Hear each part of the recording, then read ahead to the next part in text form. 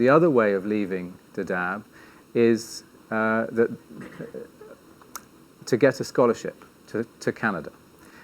Canada is one of the only countries that has worked with some of the trusts in some of the charities in the camp to set up a program where the 10 best boys and the 10 best girls who graduate secondary school are accepted into undergraduate programs in Canada. It's called the WUSC program, the World University Service Canada.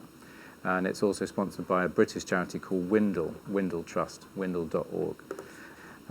So the two characters' stories that I'd like to mention about leaving, the first one is Cairo, who is a young girl also born in the camp, who studiously avoided boys and very much understood that education was her route to independence and to freedom and possibly to Canada. And she studied very, very hard her whole life to get into, first of all, secondary school. So in the camp, if you graduate primary school and you get a place at secondary school, your extended family will hold an enormous party because the number of slots at secondary school are so small.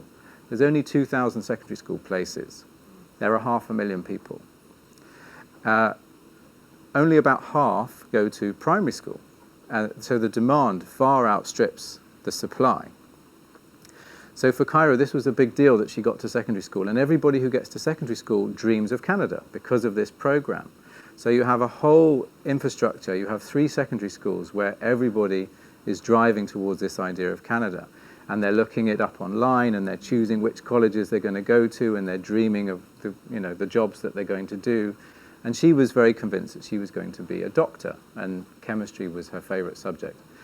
But of course, how many decent teachers are there in the refugee camp who want to stay there? Not very many.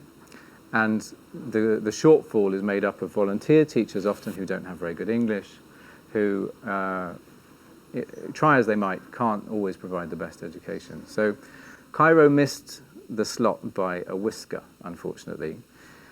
But she got over it and she decided to be a teacher in the camp, and that's what she's doing still.